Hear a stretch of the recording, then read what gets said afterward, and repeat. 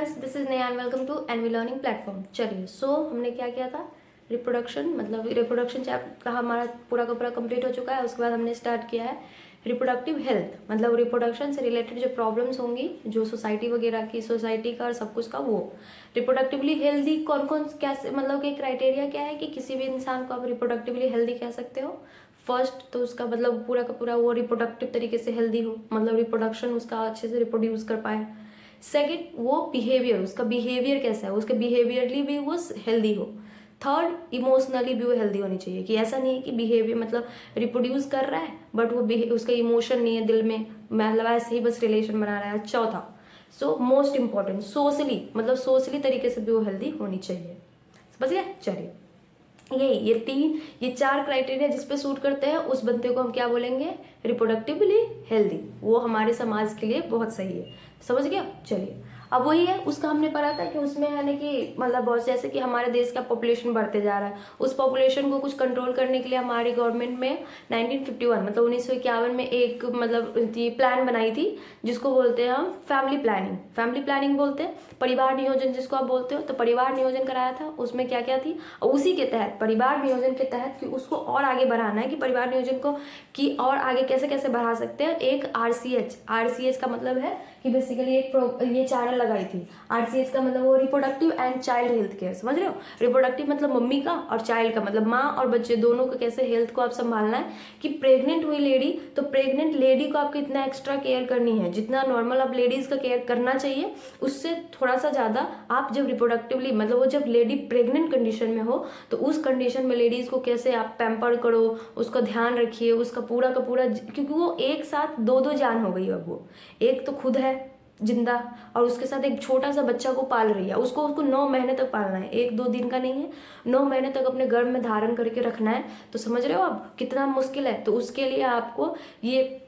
जो होता है ना कि अभी एक मतलब टॉपिक निकला हुआ है कि नॉट आई एम प्रेग्नेंट, मतलब लेडी बस प्रेग्नेंट नहीं होती, दोनों कपल, मतलब वी आर प्रेग्नेंट का मतलब है, जैसे प्रेगा न्यूज दिखाती है ना न्यूज, वी आर प्रेग्नेंट का मतलब हुआ कि लेडीज प्लस जेंट्स, मतलब मम्मी पापा दोनों प्रेग्नेंट है। मम्मी पापा दोनों प्रेग्नेंट होने का मतलब क्या हुआ, कहने का मतलब है जितनी बाहर रिस्पॉन्सिबिलिटी मम्मी की है उतनी ही भार और रिस्पॉन्सिबिलिटी पापा की है। मम्मी उसको कैरी कर रही है तो पापा को मम्मी को एक्स्ट्रा केयर करना है, पापा को मम्मी को ज्यादा ध्यान देना है, कि वो दोनों मिलके, कि ऐसा दोनों का कंट्रीब्यूशन होगा ना बच्चे पालने में। कि पापा क्या कर सकते हैं, पापा तो उसको बच्चे को पेट में नहीं पाल सकते ना, लेकिन एक्स्ट्रा एफर्ट जैसे कि मम्मी का हेल्प करेंगे मेंटली। अभी मैंने बताया रिप्रोडक्टिवली हेल्दी का क्या मतलब होना चाहिए, इमोशनली हेल्दी होना चाहिए, बिहेवियरली हेल्दी होनी चाहिए, कि उसका इमोशन ज्यादा हो, कि वो मम्मी के साथ इमोशनली बैठ के उसको इमोशनल सपोर्ट देगा, बिहेवियर उससे प्यार से बातें करेगा, उसका केयर करेगा, एक्स्ट्रा केयर करेगा। इससे क्या रहेगी, वो लेडी खुश रहेगी, वो लेडी को एक्स्ट्रा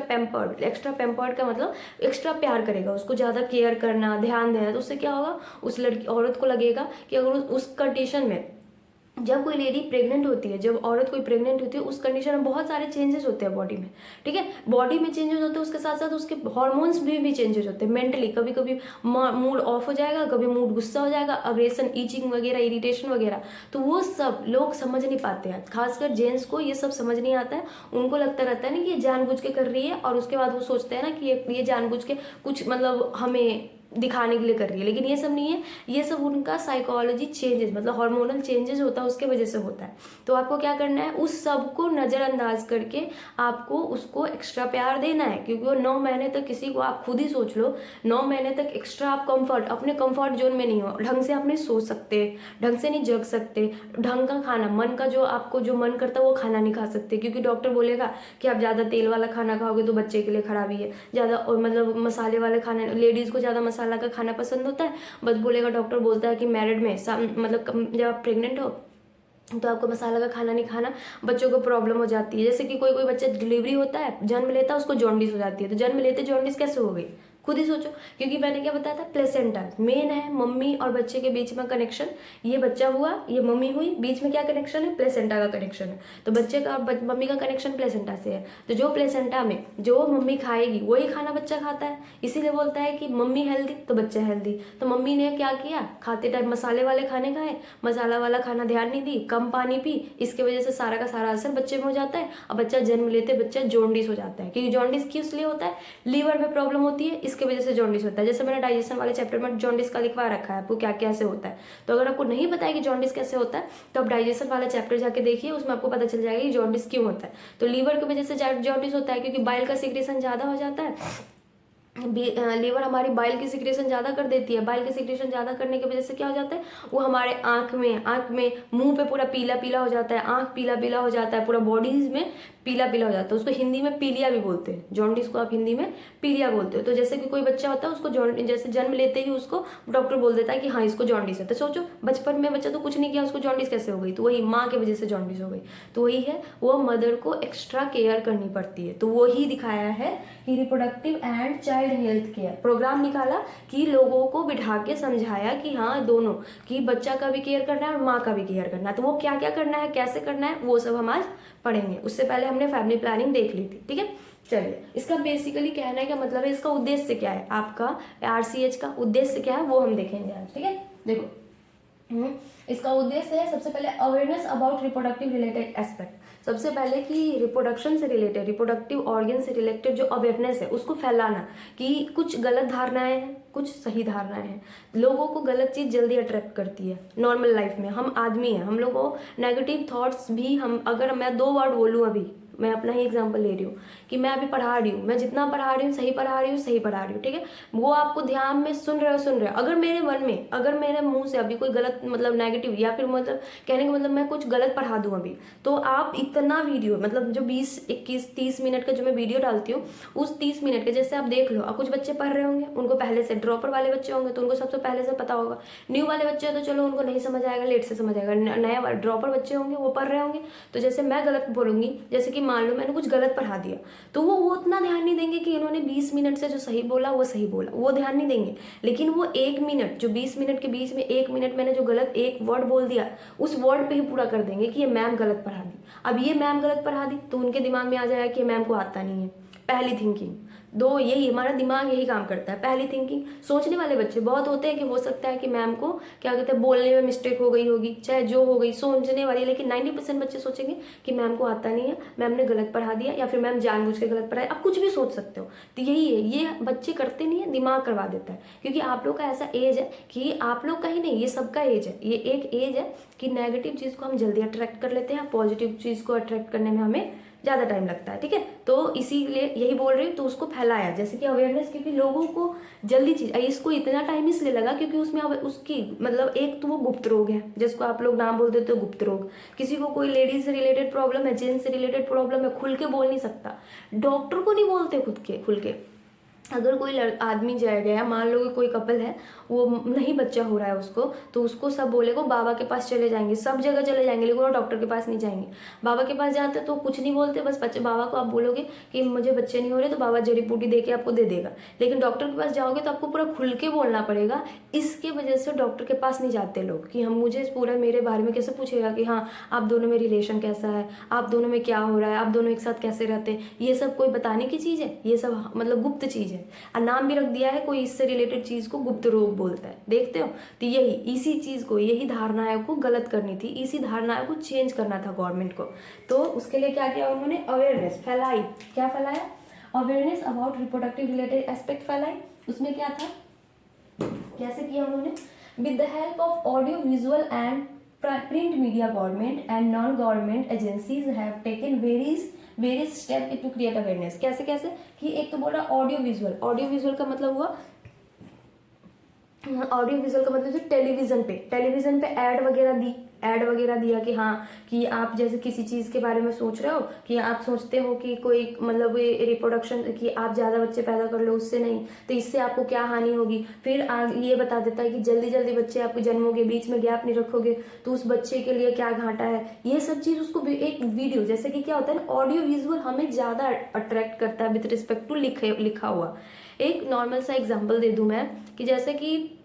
हमारी नॉर्मल लाइफ में, जैसे अभी मैं अपना ही वीडियो ले लूँ, मेरे वीडियो को मैं पढ़ा रही हूँ तो उतना वायरल नहीं होगा। हाँ, लेकिन इसी में कुछ इंटरटेनमेंट करके अगर मैं इसी जिस चीज़ को मैं दिखा रही हूँ, इस वाले तो नहीं, केमिस्ट्री में जैसे पढ़ा रही हूँ, उस केमिस्ट्री में अगर जैसे प्रैक्टिकली कराऊँ तो वो ज़्यादा इंटरेस्टिंग हो जाती है। या फिर देख लो मूवीज़, जैसे किसी मतलब आपने कभी ये स्टोरी सुनी होगी, मतलब जो भी एक बायोपिक बनती है किसी के बारे में, जो उसके बारे में हमें कुछ पता नहीं होता, लेकिन जैसे उसके बारे में मूवीज़ आ जाती है, वो 3 घंटे की मूवीज़ 3 घंटे में निचोड़ डाल देता है उसके मूवीज़, उसके रियल लाइफ में जिसने उसने 60-65 साल में जो किए वो सारे 3 घंटे 3.5 घंटे की मूवी में हमें दिखा देता है, तो हम पूरा बायोपिक अच्छे से समझ जाते हैं। अब वही हमें किसी का उसी के नाम का बुक लिखा हो तो उस बुक को पढ़ने में हमें पढ़ने के बाद भी समझ नहीं आता, समझ रहे हो? तो वही है, इसीलिए गवर्नमेंट ने क्या किया, ऑडियो विजुअल की उसको दिखाया कि हाँ एक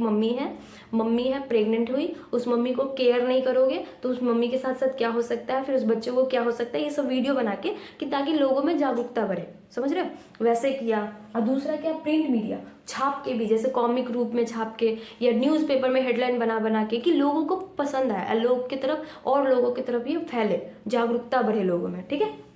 उसके बाद क्या है, a major role is also played, और इसके ये कौन सा है, एक तो आप देखो, एक गवर्नमेंट के द्वारा भी की गई, हाँ, उसके नॉन गवर्नमेंट के द्वारा भी की गई। नॉन गवर्नमेंट मतलब एनजीओज वगैरह जो होती हैं, ठीक है, एनजीओ जो वगैरह होती है वो सब भी, ठीक है, समझ गए। एक तो गवर्नमेंट ने भी की और नॉन गवर्नमेंट, एनजीओ के ही लोग जाते हैं तो वो दोनों सबको क्या बोलते हैं, सबके तरफ दिखा के समझाने के लिए, ठीक है। अब उसके बाद क्या, इसके बाद है आपका a major role is also played by, अब कुछ मतलब बहुत महत्वपूर्ण रोल है जो इसमें निभाने के लिए किसके द्वारा, पेरेंट्स के द्वारा, मतलब क्लोज रिलेटिव्स के द्वारा, टीचर्स के द्वारा एंड फ्रेंड्स के द्वारा। बोला जा रहा है कि बहुत महत्वपूर्ण भूमिका है। बहुत लोग जैसे कि अभी देख लो, अभी तो ये चैप्टर्स जो आती हैं, जो मेरे टाइम में क्या था कि बायो में जब 8th क्लास में मैं थी तो ये चैप्टर जो पढ़ाते थे उस टाइम सीधे सर क्या करते थे ना, अपनी आईज क्लोज कर लेते थे, चैप्टर को एकदम रीडिंग दे के पूरा पढ़ा दिया, खत्म कर दिया उन्होंने। वो क्योंकि उतना ज़्यादा नहीं बोल पाता इस चैप्टर को, जब अब इस चैप्टर में देखो ना तो बच्चे भी बहुत ज़्यादा ही हो जाते हैं, लड़के बहुत ज़्यादा एक्साइट हो जाते हैं, लड़कियाँ शर्माने लगती है, इस सब के चक्कर में भी टीचर्स अनकंफर्टेबल फील हो जाते हैं। तो ये नहीं करनी चाहिए, ये स्कूल्स को ये सबसे बड़ी गलती है, स्कूल में ही, क्योंकि इसके वजह से आप क्या करो, छोटे बच्चे, एक फेज होता है जैसे कि एडोलसेंस वाली फेज है जिसमें अभी आप लोग हो, उस फेज में अगर कोई क्वेश्चन दिमाग में आ जाए, उस क्वेश्चन को आप सॉल्व नहीं करोगे तो वो क्या हो जाता है ना कि वो क्यूरियोसिटी बढ़ जाती है, हम उसको आजू बाजू इधर उधर से ढूंढने लगते हैं। और इधर उधर से ढूंढने का अभी के ज़माने में सबसे बड़ी बात है गूगल, और गूगल हमें एक क्वेश्चन का हजारों जवाब देता है, और वो किस तरीके से जवाब देता है, कैसे जवाब देता है, ये भी आपको पता है। तो उसके चक्कर में बच्चे डिस्ट्रैक्ट हो जाते हैं और बिगड़ने के भी चांसेस है, क्योंकि उसको एक क्वेश्चन ढूंढेंगे, उसके अगेंस्ट उसको बहुत सारे क्वेश्चन आ जाएंगे, और फिर उसको आप क्यूरियस मतलब सॉल्व नहीं करोगे तो गूगल पे ढूंढेगा, सिंपल सी बात है, गूगल पे ढूंढेगा तो उसको ऐसे उठपटांग आंसर्स आएंगे, समझ रहे। तो इसमें क्या है, उसको रोल प्ले करना चाहिए, पेरेंट्स को भी बताना चाहिए जो नहीं बताते हैं, क्लोज रिलेटिव्स को तो और मतलब क्लोज रिलेटिव्स भी को भी बताना चाहिए, वो भी नहीं है, और उसके टीचर्स, ये सब प्लेड उस टाइम बोला गया कि ये सबको आपको पेरेंट्स को बताने के लिए, कि पेरेंट्स को जागरूक किया गया कि आप चलो आपके घर में कोई कपल है तो उसको ऐसे, क्योंकि आप झेल चुके हो वो कंडीशन तो बता सकते हो, लेकिन नहीं बताया उन्होंने फिर क्लोज रिलेटिव्स भी, उसके बाद टीचर्स, स्कूल में टीचर्स और फ्रेंड्स, लोगों को हर चीज़ के बारे में नॉलेज देनी चाहिए। और उसके बाद क्या है, introduction of sex education, sex education का इंट्रोडक्शन जो है हमारे स्कूल्स में शुड बी इनकरेज, उसको क्या किया गया कि हर स्कूल में जा के टीचर्स को बोला गया कि आप एक प्रायोरिटी पे सेक्स एजुकेशन दीजिए बच्चों को, एक एज पे, ऐसा नहीं छोटे बच्चों को ही देना स्टार्ट करो, जैसे कि इसी के अकॉर्डिंग तो 8th में ही रिप्रोडक्शन चैप्टर हमारे में रखा गया है, तो बोला गया कि आप एक प्रायोरिटी पे लेके, जैसे कि ऐसे टालना नहीं है, कि बच्चों को एक एज और एक सिस्टम तरीके से समझाइए, कि ऐसा जैसे आप समझा सकते हो कि एक 8th क्लास का बच्चा इसको कैसे समझेगा, उसके अकॉर्डिंग आप समझ के उसको उतना ही समझाइए जितना 8th तक के लिए ठीक है। ऐसा नहीं कह रहा कि आप 8th में हो पूरा ग्रेजुएशन का समझा दो उसको, तो एक लिमिट तक का समझाइए ताकि उसके दिमाग में उसके लिए कोई एक्स्ट्रा क्वेश्चन ना आए, और एक एक्स्ट्रा क्वेश्चन आएगा तो वो पूछेगा तो आप जितना हो सके उतना आंसर दीजिए, अगर आंसर दीजिएगा, अगर आप सॉल्व कर दिए तो इधर उधर से जाके नहीं चेक करेगा, और इधर उधर से चेक नहीं करेगा तो क्या होगी कि वो डिस्ट्रैक्ट नहीं होगा और वो गलत तरीके से जाने से रुक जाएगा। अभी के ज़माने में तो कितना ज़्यादा हो गया है कि ये सब टेक्नोलॉजी की वजह से कि छोटे छोटे बच्चों को ये सब की चीज़ें के बारे में बहुत नॉलेज होगी, ये सब चीज़ें की नॉलेज नहीं हुई है, इससे गंदी चीज़ें की नॉलेज होगी बिकॉज ऑफ द यूट्यूब और बिकॉज ऑफ द गूगल वगैरह की वजह से, समझ रहे हो क्यों, क्योंकि वो टीचर उसको उस टाइम में क्यूरियोसिटी मिली नहीं, फ़ोन हाथ में आया, दोस्ती संगति ये सब के चक्कर में, समझ गए। तो ये सब गवर्नमेंट ने उसको अवेयरनेस फैलाने के लिए किया, समझिए। चलिए आगे बढ़ते हैं, नोट कर लो इसको। ठीक, चलो अब देखो क्या है।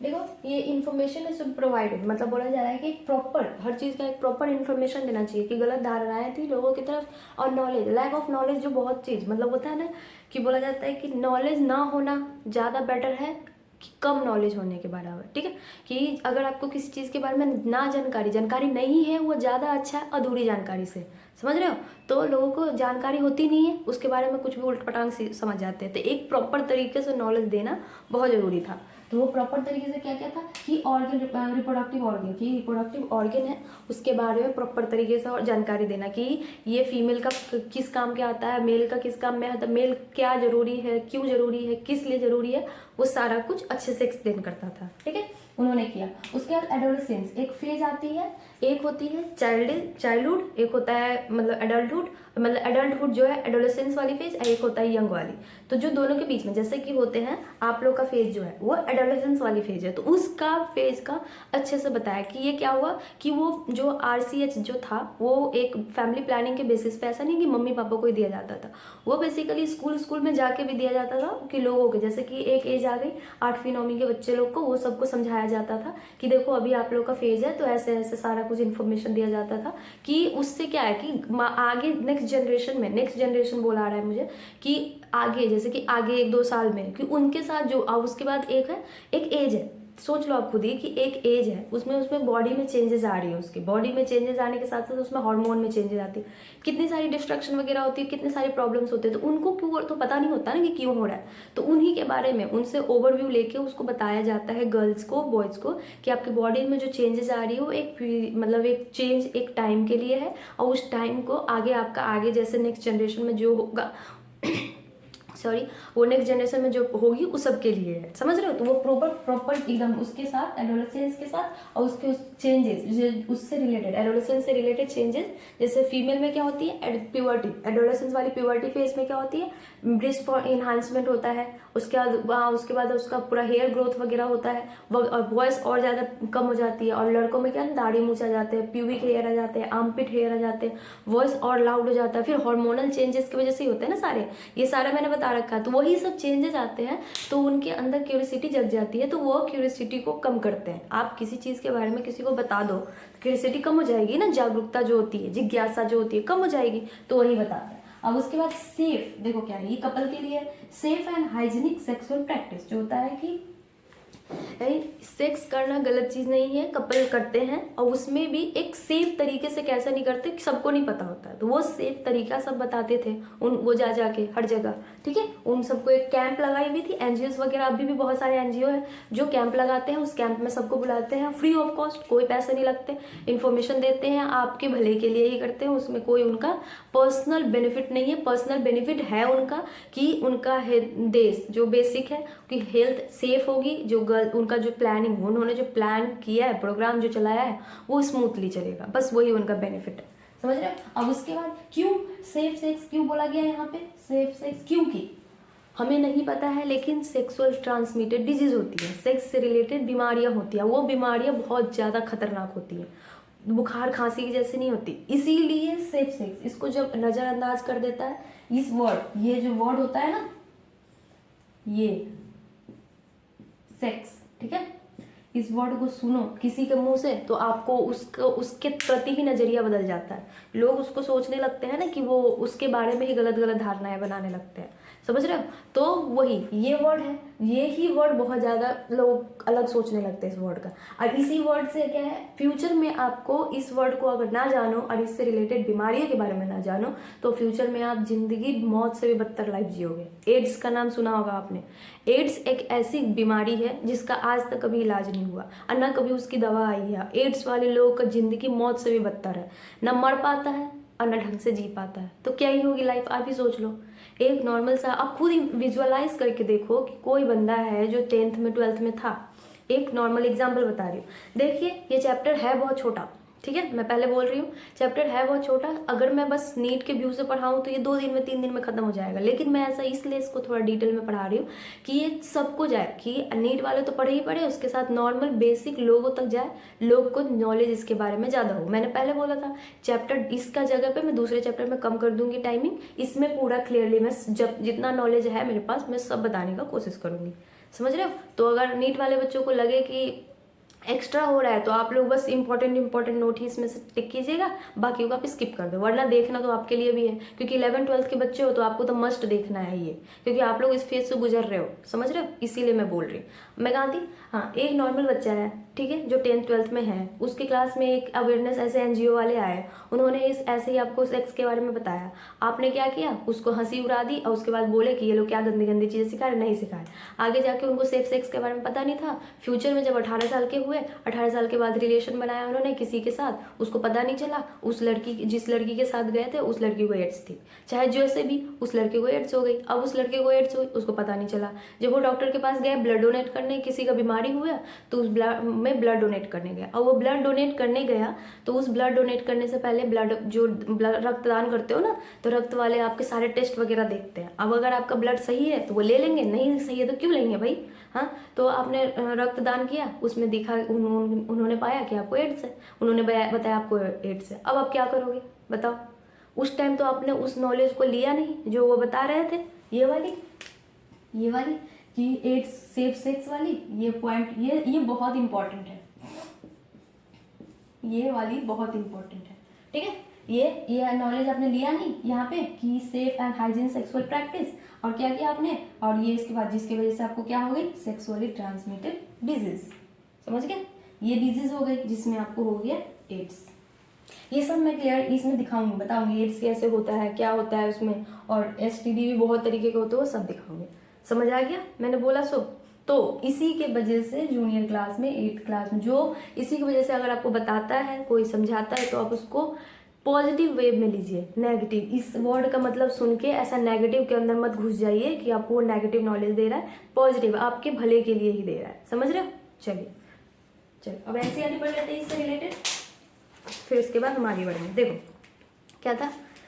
अब हो गया, यहाँ तक हमने पढ़ लिया था कि क्या बोलते हैं आपको RCH का बनाया था, यही RCH के बारे में हमने पूरा पढ़ा था, ठीक है। अब उसके बाद देखो क्या, with the help of audio visual and printed media government and non government agencies have taken various step to create awareness, ये सारा मैंने लिखवा दिया अभी, अब समझा भी दिया। Among the people about reproduction related aspect, parents and other close relatives, teachers and friends also have a major role in the क्या है dissemination of the above information, page number 58 है, समझ रहे हो। ये सारे के सारे बोला जा रहा है कि आपके रिलेशन मम्मी पापा को भी आपको बताना चाहिए, रिलेटिव्स को भी, क्योंकि वो लोग उस लाइफ से गुजर चुके हैं, तो छोटे बच्चों को अपने तरीके से समझाना चाहिए। जैसे एक छोटा बच्चा होता है उसको हम क लिखना सिखाते हैं, जब पढ़ाना स्टार्ट करते हैं तो उनके अंदर इतनी सारे क्वेश्चन होते हैं, वो इतने क्वेश्चन आपसे कुछ भी पूछते हैं, तो आप उसको उसका अकॉर्डिंग ढाल के समझाते हो ना। तो अभी के ज़माने में तो देख लो छोटे छोटे बच्चे क्वेश्चन पूछते हैं कि मम्मी मैं पैदा कैसे हुआ, तो आप उसको पूरा सिस्टम तो समझाने नहीं जाओगे ना, उसको एक तरीके से तो समझाते हो, और फिर उसको क्या बता देते हो कि भगवान ने आपको मुझे दे दिया, मतलब आप भगवान आए थे, एक परी आई थी, परी ने आपको दे दिया, ऐसे कुछ समझा दे तो मन बहल जाता है। तो वो कब तक बहलेगा। आप एक छोटा बच्चा पैदा हुआ 2-3 साल का हुआ, उसने आपसे पूछा कि मम्मी मैं कैसे जन्म लिया, तो आप उसको बता देती है मम्मियाँ कि एक परी आई थी, उसने आपको मम्मी के गोद में डाल के दे दिया, तो वो कब तक बहलेगा उससे, जब तक उसको नहीं पता है उसके बारे में। जब एक एज आएगी उसके बाद उसको पता चलेगा कि पड़िया वाली कहानी तो झूठी है, फिर से क्वेश्चन करेगा वो बच्चा। आप उसको डांट के भगा दोगे तो क्या करेगा, दोबारा वो कितने भी गंदे क्वेश्चन उसके दिमाग में आएंगे, कितना भी बड़ा सा क्वेश्चन आएगा वो आपसे नहीं पूछेगा, क्योंकि आपने एक बार उसको भगा दिया है, समझ रहे हो। अब वही हम भगा देते हैं ना, तो उसके लिए उसे लगता है कि वो गलत चीज़ है, इसलिए मम्मी नहीं बता रही, समझ रहे हो। तो वही लिए बोला जा रहा है कि मम्मी पापा को उसको बताना चाहिए, क्लोज रिलेटिव्स को बताना चाहिए, टीचर्स को तो डेफिनेटली बताना चाहिए, और दोस्तों को अगर पता है तो आपको पता है तब उसको बता दो, ऐसा नहीं मजे मत लो, नॉलेज गेन करने से ही बढ़ता है, समझ रहे हो। ठीक हो गया। अब introduction of sex education in school should also be encourage to provide right information to the young so as to discourage children from believing in myth and having misconception about sex related aspect. देखो क्या लिखा है, बहुत important line लिखी है कि introduction of sex education, sex education का introduction मतलब स्कूल में डेफिनेटली करना चाहिए, इसलिए बढ़ोतरी मतलब बढ़ाना चाहिए, इसलिए क्योंकि बच्चों के दिमाग में क्या है, एक मिथ है, गलत धारणाएं बैठी हुई हैं, अंधविश्वास बैठा हुआ है और मिसकंसेप्शन मतलब गलत धारणाएं बैठी हुई हैं सेक्स रिलेटेड एस्पेक्ट के बारे में, चेंजेस के बारे में, उनको कुछ समझ नहीं आता, वो गलत जैसे आप समझाओगे वैसे, जैसे मम्मी पापा ने बताया उसके बाद जैसे दुनिया में देखता जा रहा है वैसे वैसे गलत धारणाएं हैं, तो वो गलत धारणाएं कौन दूर कर सकता है, टीचर्स ही दूर कर सकते हो, क्योंकि टीचर ही स्कूल में पढ़ाते हैं, उसको आप जो समझाओगे उसको सही से समझ आएगा, वही इसीलिए और एक प्रॉपर इन्फॉर्मेशन देनी चाहिए उसके ऑल्सो मतलब उसके रिप्रोडक्टिव ऑर्गन के बारे में, सेक्सुअली प्रॉपर इन्फॉर्मेशन देना चाहिए उस अबाउट रिप्रोडक्टिव ऑर्गन, एडोलेसेंस के बारे में कि वो जैसे कि रिप्रोडक्टिव ऑर्गन है उसके पास, उसका बेसिक यूज मतलब नॉर्मल सा, और उसके बाद एक एडोलेसेंस मतलब एक एज आती है प्यूबर्टी के बाद, उसमें बॉडी में जो चेंजेस वगैरह आते हैं उसके बारे में, ठीक है। And safe and hygienic sexual practice के बारे में भी उसको समझाना चाहिए, अगर 11th-12th के बाद ग्रेजुएशन या फिर जितना एज के अकॉर्डिंग है, जैसे आप बताओगे उसकी क्यूरियोसिटी खत्म हो जाएगी, तो उतना जानने का जोखिम नहीं रहेगा, ठीक है। और उसके बाद है और सेक्सुअली और उसके बाद ये भी बताओगे कि आप शायद मतलब क्या है 17 से कम एज की मतलब लोगों को मतलब सेक्सुअली रिलेशन नहीं बनाने चाहिए, उससे भी मतलब हार्मफुल होता है, और उसके बाद बनाते हो तो सेफ तरीके से बनाओ, ये सब भी हार्मफुल होता है, ये सब समझाना चाहिए, क्योंकि बच्चों को नहीं पता होता है, उससे पहले इसी की वजह से वो गलत स्टेप्स और गलत मतलब कदम उठा लेते हैं, समझ रहे हैं, ठीक है। और उसके बाद वही STDs एड्स का information, it would help people, वो लोग को मतलब हेल्प करेगा, specially those in the adolescence age group to lead to reproductive healthy life, और स्पेशली ये सब नॉलेज उनको देना चाहिए जो बेसिकली क्या है कि अभी उनकी शादी होने वाली एज है, जैसे कि लड़कियों की 18 और लड़कों का 21, तो इनको बतानी चाहिए कि लड़कियों का जिसके जो अभी जस्ट शादी होने वाली है तो उनको ये सब की चीज़ के बारे में नॉलेज तो होनी ही चाहिए कि सेफ सेक्स के बारे में, या फिर मतलब सेफ सेक्स से नहीं होता तो बीमारियां होती है, ये और भी बहुत खतरनाक वाली बीमारी है, ये सब उनको पता होना चाहिए, समझ रहे हो। चलिए कहाँ थे हम, educating people especially fertile couple and those in marriageable age group about available birth control options के, चलो पहले से पहले हम और देख लेते हैं, उसके बाद चलिए नोट कीजिए इसको, चलो हाँ इसमें अभी यहाँ तक का ऐसा कुछ है नहीं कि बोर्ड पे पढ़ाने का, तो मैं NCERT से ही आपको पढ़ा देती हूँ, फिर ये जो मेथड्स वगैरह आएंगी तो वो हम बोर्ड में क्लियरली पढ़ेंगे, ठीक है। तो यहाँ से चलो है NCERT बुक खोले हुए हो, उसी से करके पढ़ना है, क्योंकि सेम बस NCERT से रिलेटेड है, बस थोड़ा नॉलेज इन्हांस करना है, समझ गए। तो इसको फिर से वापस मैं NCERT को बोर्ड पे नोट करूँ, फिर आप नोट करो, फिर NCERT पढ़े, टाइम वेस्ट होएगा, समझ गए। चलिए तो हम पढ़ लेते हैं। एजुकेटिंग पीपल स्पेशली कहाँ थे, स्पेशली फर्टाइल कपल, बोला जा रहा है कि जो पर्सन अभी बताया जिसका शादी होने वाली एज है उस लोगों को ज़्यादा करके उनको ये नॉलेज देनी चाहिए, क्योंकि अब वो एक एज में आ गए, उस एज में जाके वो शादी करेंगे, शादी करने के बाद क्या करेंगे, माँ बाप बनेंगे, तो उनको स्पेशली ये इन्फॉर्मेशन मिलनी चाहिए, उनको जानकारी इनके बारे में होनी चाहिए। उसके बाद उस क्या क्या जानकारी होनी चाहिए, उनको होने चाहिए क्या बोलते हैं about the birth control option, कि अगर मान लो कि अगर मतलब चाहते हैं कि शादी हो गई 2-3 महीने 2-3 साल बच्चे नहीं करने चाहते तो कैसे कंट्रोल करके रख सकते हैं, उसके बारे में बताना। फिर अगर मम्मी प्रेग्नेंट हो गई तो केयर ऑफ प्रेग्नेंट मदर, मतलब जो लेडी है प्रेग्नेंट लेडी का केयर कैसे कैसे करना चाहिए, किस कंडीशन में रखना चाहिए उसके बारे में। पोस्ट नटल केयर, अब बच्चा को जन्म लेने के बाद का क्या क्या केयर होना चाहिए उसके बारे में सब कुछ बतानी चाहिए। और फीमेल चाइल्ड अगर मतलब वो उसके बाद अब वो जो एक मिथ है फीमेल चाइल्ड को मार देते हैं उस सब के बारे में, सब कुछ के बारे में स्पेशली उसको क्या इन्फॉर्मेशन देनी चाहिए। क्या है, would address the importance of bringing up socially conscious healthy families of desire size. ये सब क्यों, यही सब करने से इसी सब तरीके से हमारा समाज क्या होगा, शुद्ध होगा, और सब मतलब क्या होते हैं स्पेशली हर तरीके से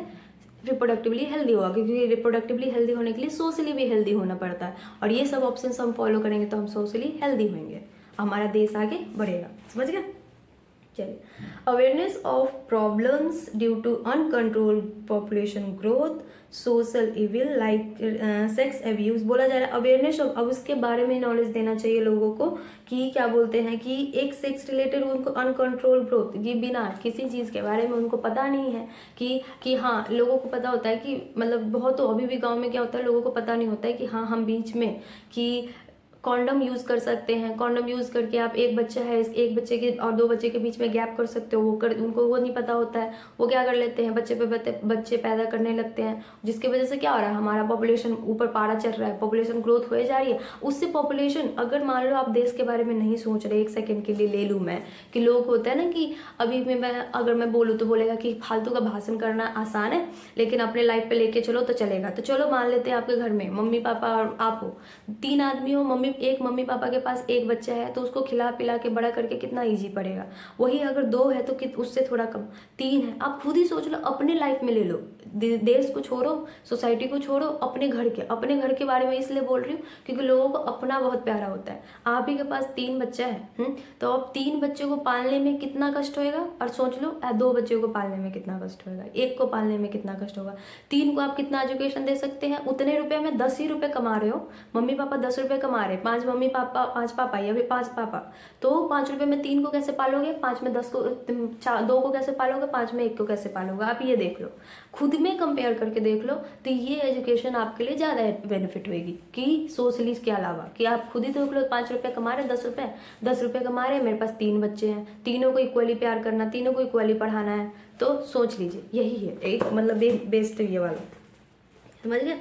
तो वही, और उसके बाद ये हो गया एक दूसरा बात, सबसे बड़ा सोशल इविल जो है, sex abuse and sex related crimes. क्या होता है, लोगों को नहीं जानकारी अच्छे से मिलती, लोगों को कुछ नहीं, मतलब ये सब ना जानकारी हम नहीं देते हैं, इसके वजह से ही हमारे देश में सेक्स क्राइम होते हैं, जो रेप वगैरह होती है बच्चियाँ की, किसकी नहीं होती हैं, हम सबकी होती है, छोटे बच्चे से लेकर, छोटी लड़कियां से लेकर अब बड़ी बड़ी से बूढ़ी लेडीज़ की भी, और बस लेडीज़ की ही नहीं, लड़कों की भी रेप होती है। ऐसा नहीं है कि रेप का मतलब ओनली लेडीज़, मेल की भी रेप होती है, समझ रहे हो, छोटे लड़के की भी होती है, बड़े लड़कों की, मर्दों की भी होती है, तो सब दोनों, मेल फीमेल दोनों की होती है। प्राय यही है कि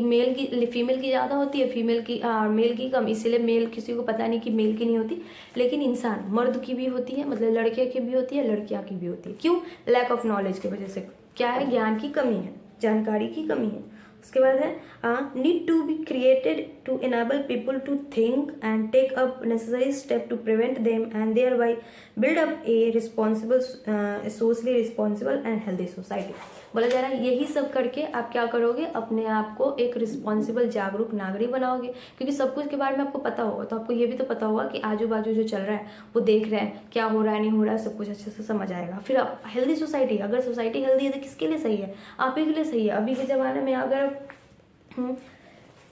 अभी के ज़माने में एक ऐसा समाज हो गया कि आप क्या करो ना, 2 मिनट के लिए आप अपनी बेटी को घर में छोड़ के अकेला नहीं जा सकते, और ये अभी ही है, सोच लो, तो धीरे धीरे कितनी गंदी सोसाइटी होती जाएगी, इतनी ज़्यादा, कितनी भी सेल्फ डिपेंडेंट लेडी रहती है, लेकिन अंदर से थोड़ा डर लगा रहता है। क्यों, क्योंकि लेकिन जीना तो इसी लाइफ में, तो वो अगर आप सोसाइटी हेल्दी बना रहे हो तो लड़की को सेव कर रहे हो, उस लड़के को सेव कर रहे हो, लड़का अपने आप फ्रीडम लेके जा सकता है, लड़की अपने आप फ्रीडम लेके जा सकती है, समझ रहे हो। तो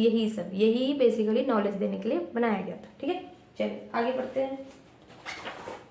हो गया। तो अब ये बस आज यही हो गया हमारा स्ट्रेटजी कंप्लीट। अब है एमिनो सिंथेसिस वाला, तो वो हम लोग क्या करेंगे ना, कल पढ़ लेंगे, ठीक है। आज हमने पढ़ा तो बस इतना ही, लेकिन इतना के साथ साथ मैंने आपको एनसीईआरटी ये वाला जो है आपको मैं बता देती हूँ, पेज नंबर,